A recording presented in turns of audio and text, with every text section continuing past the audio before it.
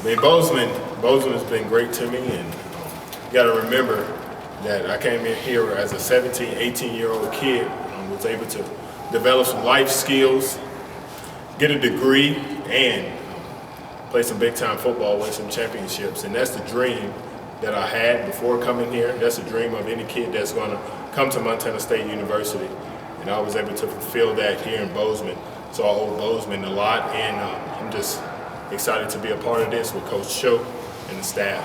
What do you want to bring to this team? Say that again? What do you want to bring to this team? Well, I'm just looking to help those quarterbacks play at an extremely high level and be great members of the community.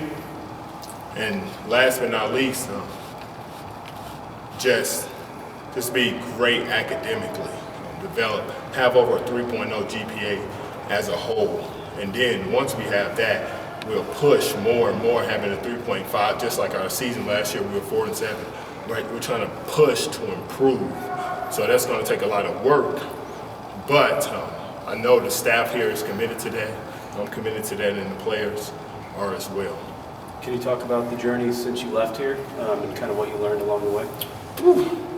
I mean, we'll be here all day if I did that. But yeah, I went to Saskatchewan, played a little bit there, left, went to FAU, and was coaching with Coach Wright, Coach Partridge, and some other guys. Then I left there, went to NC State, got a great opportunity to coach under George McDonald, Eli Drinkwitz, who's the OC now, as well as Matt Canada, who's now at LSU, who had a great year last year in Pittsburgh. Learned a lot of ball, a lot. I was just a sponge, soaking up knowledge. And I'll be the same thing here, but a lot of my job here is to get those quarterbacks to play at a level of excellence. Nothing else is acceptable. And that's what Coach Choate stresses, my team, my unit, me. So it's going to be first, us taking care of our 20 square feet as quarterbacks, me taking care of my 20 square feet as a quarterback's coach, and then it'll affect everyone, the unit, then it'll roll over into the team. And if we can hold ourselves to a high standard, then we'll be exactly where we need to be when it's all said and done. Have you had a chance to meet Chris yet, and what do you know about his game? Yes, of course. Of course, I got a chance to meet Chris. We actually had dinner, and we've hung out since then as well. He got in on the 5th, so we've had some time together, and he's done a great job up to this point. And a lot of it is going to be communication between us, and just him being committed to what I talked about earlier, and that's excellent. So it's been good. I also watched every game.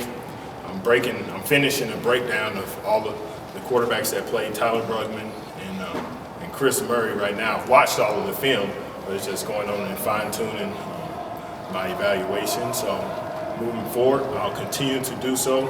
They'll be evaluated based on their productivity, like we said, in the classroom, academically, on the field, and in the community. So. When did this opportunity first land on your radar? When did Coach Choate first get a hold of you? You know what?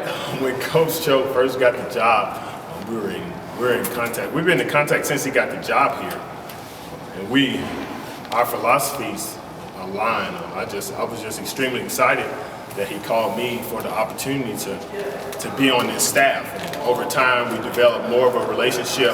Then after the season here, which we were still playing at NC State, and we went on to win the Independence Bowl, but we continued to talk through then, and he offered me the job after that.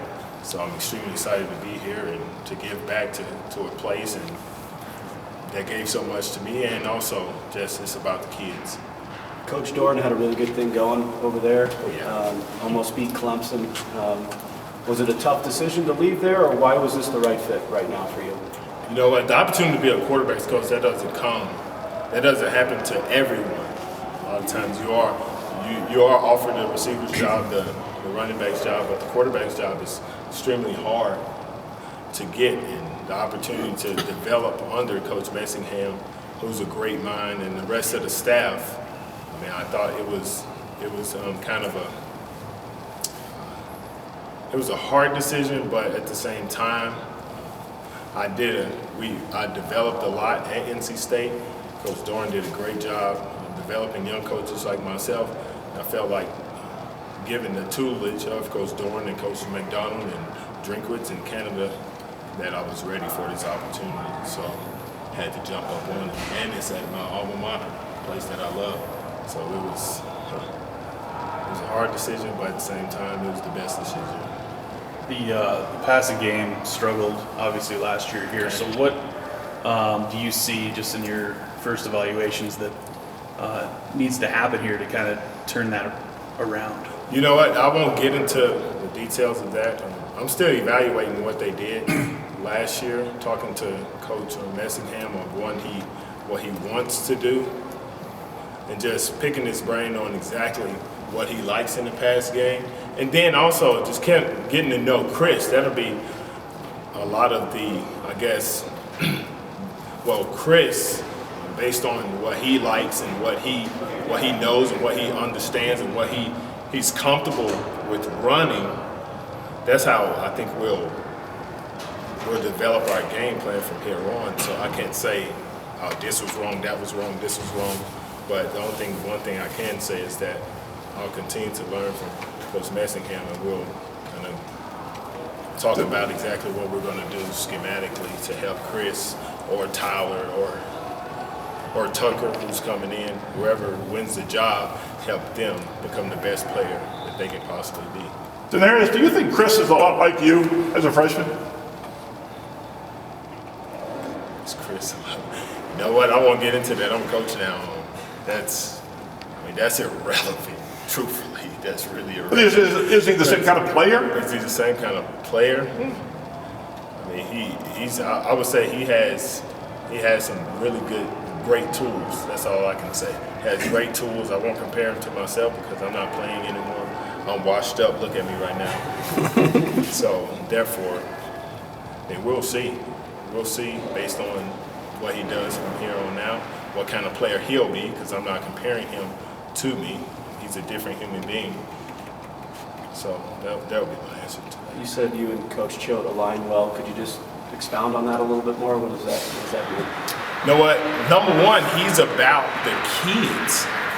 He loves the kids, and he's willing to push the kids as hard as possible for them to be the best possible, to be the best that they can be, to play at a level of excellence. And he's relentless and committed, truly committed to that. And that's what I'm committed to as well, making it extremely hard in the off season so that during the season you've seen everything and you've gone through quite a bit and you've worked so hard that when you go out on the field you feel like you're extremely prepared, not only prepared schematically but prepared physically and mentally because you've been pushed so hard in the off season. That's something he stresses. And his motto and our motto is my team, my unit, me. And if we do that, we will be fine. And that's what I loved about what he's doing here. Quarterback's coach. How much has the position of college quarterback evolved even from when you stopped playing the few years since 2013 in your estimation? Yeah, it's definitely evolved, but what's been consistent over time since football started is that it's about the players. And as a quarterback's coach or as an offensive coordinator, it's about getting your players in the best position for them to win, for them to have success. Therefore, it doesn't really matter how much the game has changed. It's still the same players. It's all about the players. It's all about recruiting the right guys to your program and developing them into the best players that they can possibly be, as I continue to say. What did it feel like to step back on campus after a few years? Oh, it felt great. It felt great. Like I said, I get kind of emotional just talking about this place because it means so much to me and to so many people around here. Ion, same thing. And Coach Choate has developed a great love for Bozeman and for the people of Bozeman and Bobcat Nation. Just excited to get started and to do everything possible to help the quarterbacks become the best that they can be and play at an extremely high level so that we can help the team accomplish his goals, because the first thing Coach Choate said is my team. That's number one. That's at the top. So my team, a unit, me, that's what we're trying to do, have the team be successful. When you first left here, did you expect to still be playing at this point in your life? To be playing? Yeah, I mean, did you think in 2013 you'd still be playing in 2016, 2017? You know what? I had no idea. I had no idea. Truthfully, I didn't know when I would necessarily be back to Bozeman and have an opportunity to coach the quarterbacks at that. And it's a great opportunity, and I'm definitely looking forward to it. But as we all know, you guys know as reporters, as if you're a businessman, if you're a banker, no matter what you are, if you're a professor, it's about production. So my job is to produce, to help the quarterbacks perform, and so that we can help the team get where it's supposed to be. So that's what it's about. It's not about me being an ex-player or any of that. It's about the kids and helping them become the best that they can possibly be. The team was playing at a very high level when you were playing. So how much are you relishing that chance to maybe return it to that level of consistency, I guess? You know what? I think that's in the past. It's about what we do now and us being the best that we can possibly be with Coach Choate as our leader. It's not anything about the past. The past is irrelevant, and the future is bright. And that's what we have to focus on, the bright future that we do have here at Montana State. And just think about and discuss and develop a great plan to get us to where we want to be, and that's to being the best team that we can be and being Big Sky champions and national champions, and et cetera, et cetera. But that's far-fetched now. It's time for us to just continue to evaluate what we have and develop the players that we have here on campus and recruit the best players that we can possibly get, no matter where, if they're from Texas, if they're from Alaska, if they're from Hawaii, and continue to stress and getting the guys from this great state, and that's Montana. What will your role be in recruiting? Do you have a role in recruiting this class, or is it too late in the game to play a role in this year's class? Well, we'll continue to search for guys, and of course I'll be recruiting the Dallas-Fort Worth area. That's my job. Do you feel like you can get out on the road and maybe get a prospect or two in the short timeline you have here? You know what? We already have 19 guys committed. Right. So a lot of it, talk to Coach Choate, and a lot of it's going to be me developing relationships with the players that we have, with Camden and Brady and Tyler and Chris. That's what's very important now, and also just meshing and gelling with the staff and getting to know these guys and what they like. And I think that's extremely important for our relationship, to develop a relationship when you come into a place, because there are new faces around here. I want to make sure that I'm in the right position to help the program and help the kids. Do you feel like there's some momentum here a little bit with the young staff, a lot of energy? Oh yeah, there's definitely a lot of what they call juice. Not energy, but there's definitely a lot of juice around here. Definitely a lot of positive energy. The guys, I think they're buying into what Coach Choate is establishing here.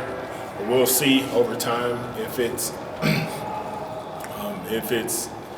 productive. We'll see over time if we are where we need to be, and if we're going in the right direction, because every year is different, every game is different, every day really is different. So we have to continue to be committed to excellence and doing what I told Chris he's going to have to do in these next months, and that's a 4-letter word: work, W-O-R-K.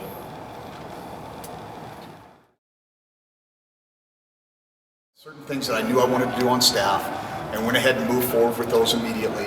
And there was a couple of positions that I wanted to talk to some people, and DeNarius was one of the individuals that I reached out to and had some conversations with, and I was very impressed in those initial encounters. I knew that in the back of my mind, when the opportunity presented itself, I wanted to get him back to Bozeman.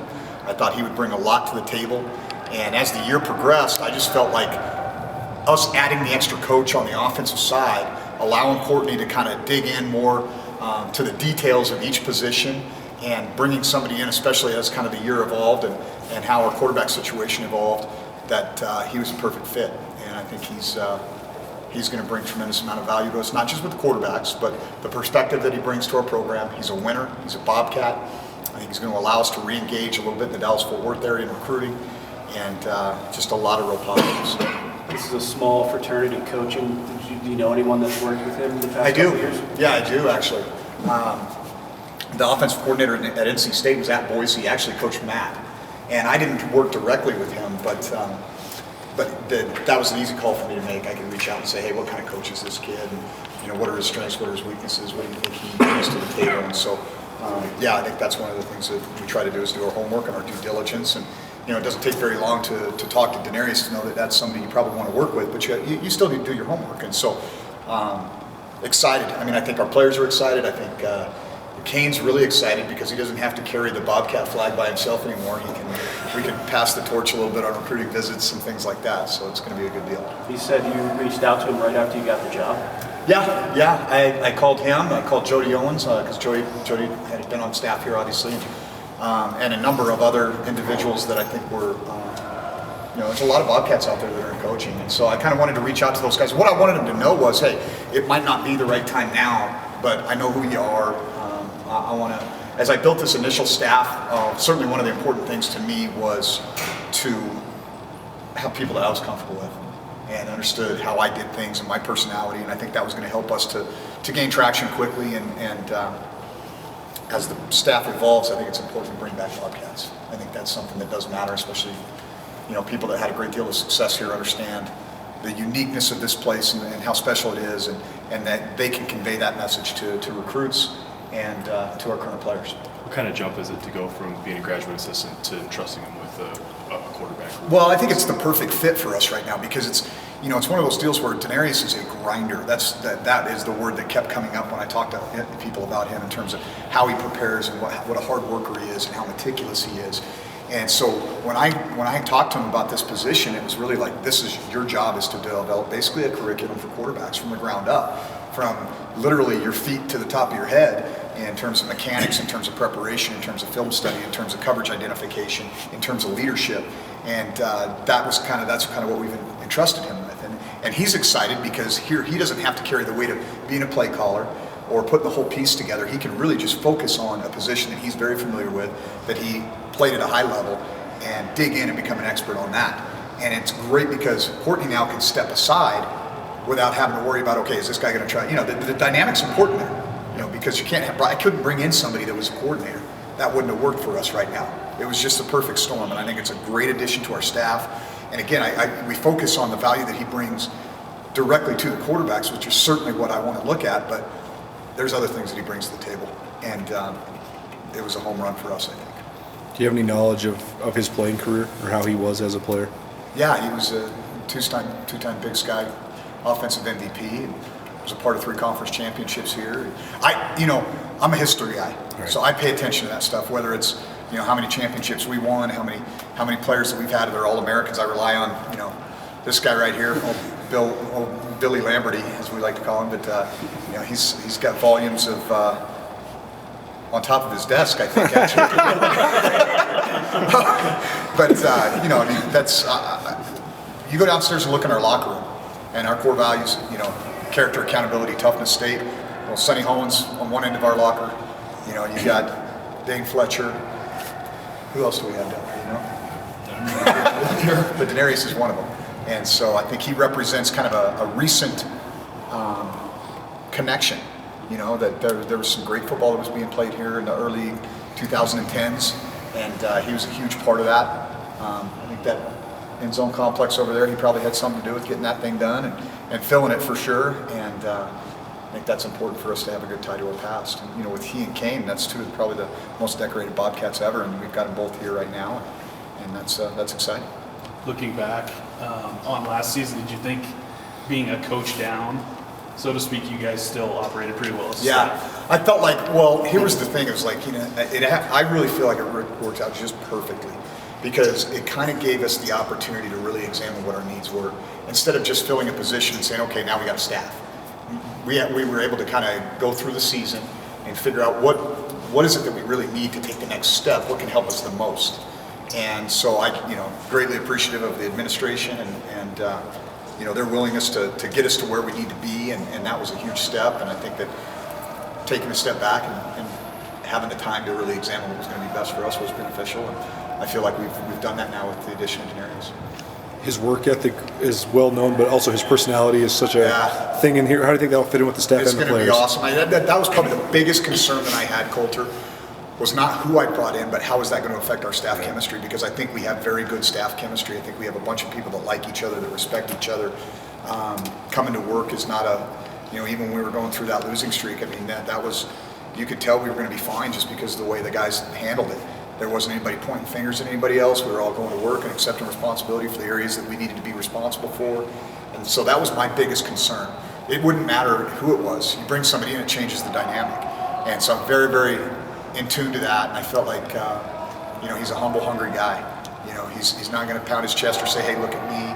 He's going to go to work every day. And I think he's going to fit in very, very well with our staff now. And I think it's going to add value to our players' experience here at Montana State to have a young man like him around as well. As you tried to identify that need on the staff, where it was, how did Courtney's voice fit into deciding that coaching quarterbacks was where the extra? We have a lot. Our offices are right next to each other, so it's not like I can hide a whole lot of things. So we had a lot of conversations, and it was just like, how do we take the next step, and what is it? And in my mind, I kind of knew what I wanted to do, but I had to make sure that he was good with it. I wanted to make sure that he felt like that was going to be something that he could work with. And as soon as I brought it up, he was in agreement. And then it was about how do we go engaging the administration and making sure that we can get this done, and then finding the right individual. And in the back of my mind, I already kind of had that figured out. I just needed to jump through the hoops. Can you talk about what Courtney's role will be now, more specifically? Well, I think he's probably going to coach directly the tight ends. We're going to kind of probably have VJ slide over more primarily with the special teams. He'll still be a guy that can slide back and forth a little bit, maybe with our fullbacks, leave kind of Michael where he's at, Brian where he's at. It's kind of one of those deals. How do we unshuffle the deck without affecting a whole lot of people there? And I think that puts Courtney in a position where he's heavily involved in the run game. He's heavily involved in the pass game. In terms of direct coaching that he has, it's not a big group, so it's not like it's 4 to 6 guys at the most. So it's not going to be too much of a burden for him in terms of the day-to-day stuff. And he'll have BJ that can help out there a little bit. And he'll be the play caller, and he'll coordinate the big picture. And I think it's really going to allow him to dig in and focus on some details that when you've got especially a young quarterback, you got a lot of things you got to worry about over here. Plus, he's got to put the big piece together. So I think it's going to add value to several positions. Where are you guys at just in terms of trying to? I think we're doing really well right now. It's just this is the time that's scary. Here's what's happened is you look at it, and the reality is you had 3 Mountain West teams that changed jobs. And so, where Nevada, San Jose, and Fresno are going to get their commits. They're not stealing them from Pac-12 schools. And then you throw Cal into the mix late. So they're going to start jumping on some Mountain West recruits, and it's going to be kind of that trickle-down effect. And so I feel awesome about where we're at right now, but I know we're a long ways from being done. We have 19 commitments right now, which is tremendous for an FCS school. I think that's probably about as good as you can ask. And we feel like we've done a great job with BJ doing a kind of spearheading our in-state efforts. I feel awesome about the young men that we have committed to us right now, but it's a long way to go. And so this is where we make our money. We got our first official visit weekend this weekend in a while, and then we'll have some mid-year guys obviously that we brought on board, and it's sprint to the finish. So I'll be doing a lot of travel, and we'll be doing a lot of politicking, as they say, down the stretch here. But I'm excited. I think it's going to be a really good class. But I said the same thing last year. These guys proved me right. The incoming freshmen, they had a 3.3 cumulative GPA with the guys that came in this last class. If you walk in our weight room now, you look around, it's like, oh yeah, that guy's different than that guy. And those are guys that came in last year. And you can ask our veterans about how our guys work and the job that Coach Wilcox did, training those guys through the season. It's impressive. And so I'm excited about getting those guys ready to roll and turning them loose in spring ball. How does DeNarius fit into the recruiting game? Will you expect him to recruit these next couple weeks? Yeah, he will. Obviously I wanted to get him in front of our quarterback commits and make sure that those guys are dialed in with him. And then we'd like to get him down to Dallas to give him a little bit of a jump start on our 2018 recruiting down there, and kind of, he's got a great name down there, and I think it just helps us if we can go wave the flag a little bit, even if it's just 3 or 4 days.